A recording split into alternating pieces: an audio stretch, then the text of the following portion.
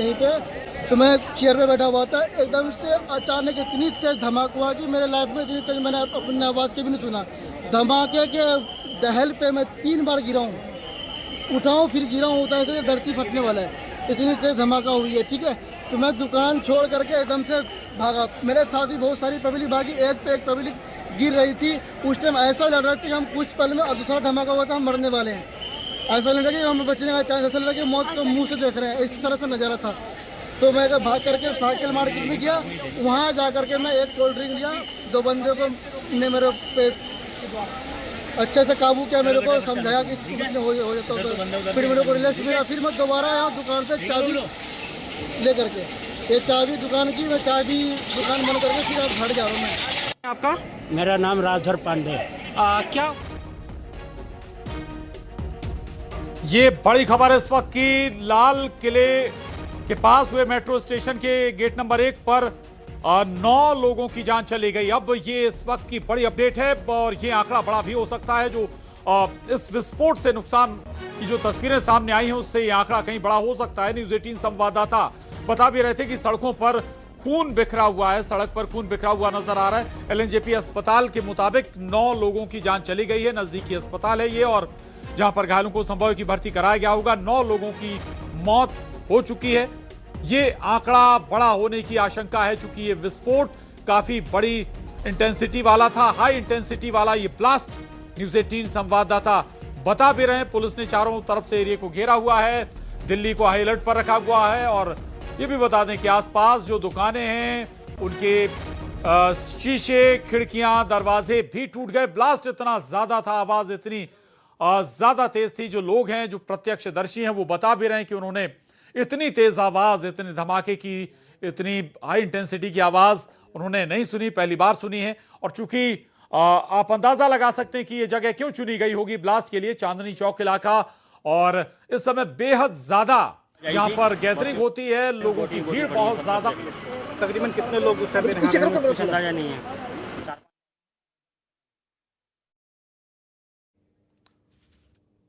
और चूंकि शादियों का सीजन भी आ गया है, इसलिए लोग खरीदारी करने के लिए भी बड़ी संख्या में यहां पर पहुंचते हैं। बहुत बड़ा देश भर से लोग, अगर हम कहें तो, यहां पर खरीदारी करने पहुंचते हैं। पर्यटक, देशी और विदेशी पर्यटक इस क्षेत्र में आते हैं, और ऐसे में इस जगह को टारगेट। क्या बता पाएंगे कुछ? नहीं जी, हम कुछ नहीं, हम ये देखे, लपट देखा। हाँ, अपने छत से देखा, तभी मैं नीचे उतर के आया कि जरा देखूं कहाँ है क्या।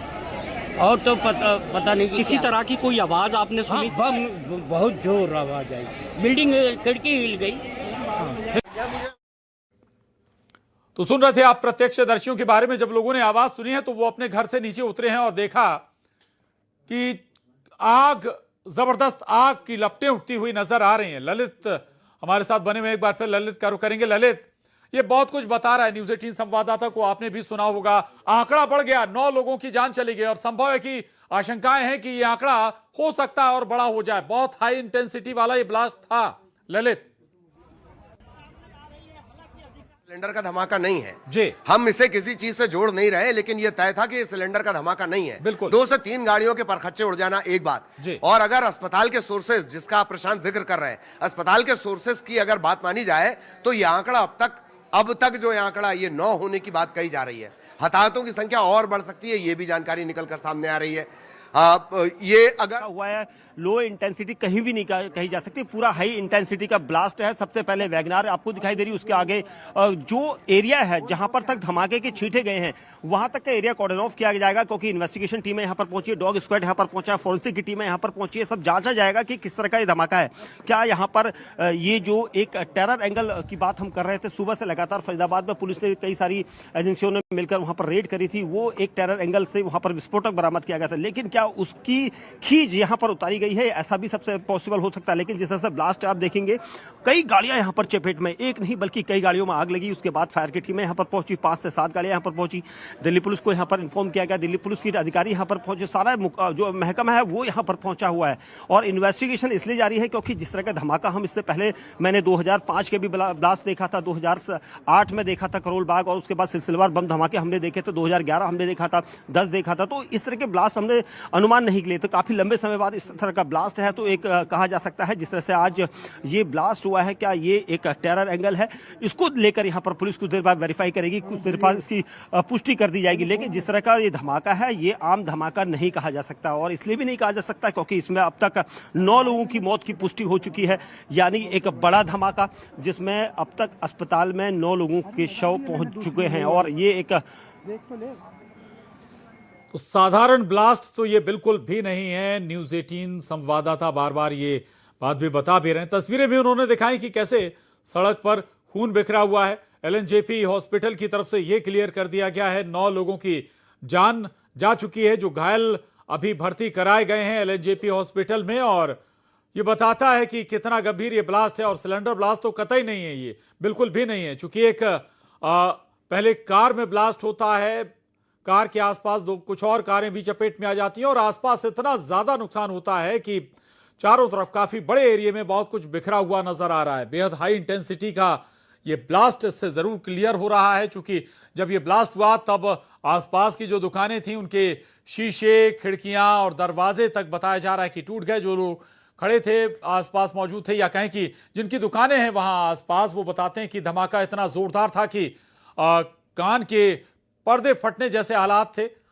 जमीन पर वो गिर गए।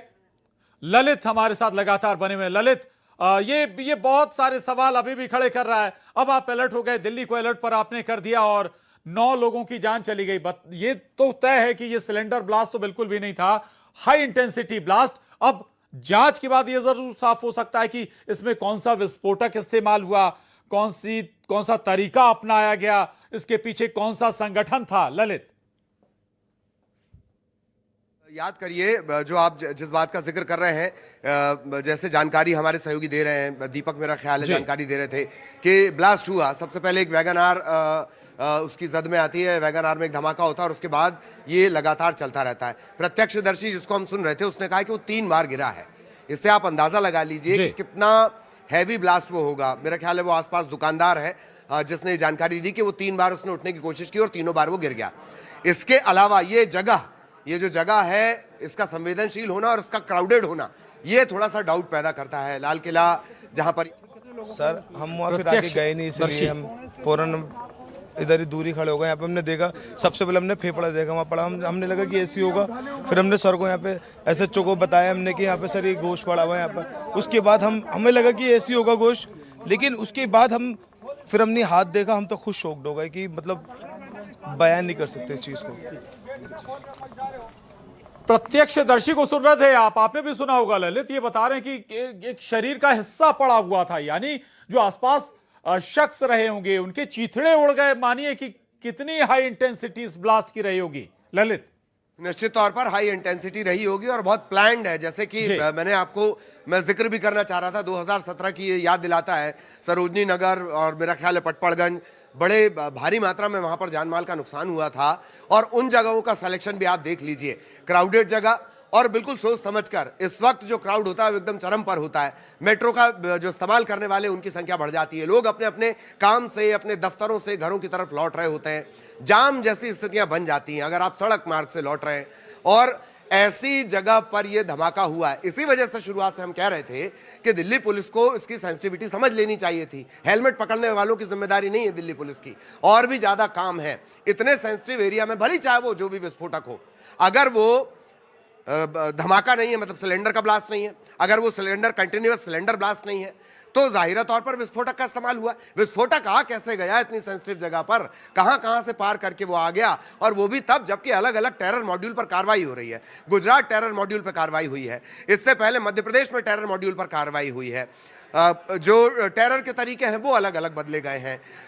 इसके अलावा फरीदाबाद में एक बड़ी कार्रवाई हुई है। उसके बावजूद अगर हम दिल्ली की इस घटना पर चर्चा कर रहे हैं तो ये निश्चित तौर पर एक तो फेल्यूर है, और दूसरा आप जो कह रहे हैं कि हाँ विस्फोटक का इस्तेमाल हुआ है, भारी भरकम विस्फोटक का इस्तेमाल यहाँ पर हुआ है। जिस तरह से ये धमाका हुआ है, 5-5 फायर ब्रिगेड की गाड़ियां लग रही हैं। जाहिर ये बिल्कुल है कि आग इतनी भयंकर है कि उसे बुझाने में दिक्कत हो रही है। और एक बात और, धमाके से जब आग लगती है तो उठा रहे हैं ललित, मैं आपके पास फिर से आऊंगी, लेकिन उत्कर्ष सर हमारे साथ इस वक्त मौजूद हैं, उनसे हम ज्यादा डिटेल में बात करेंगे।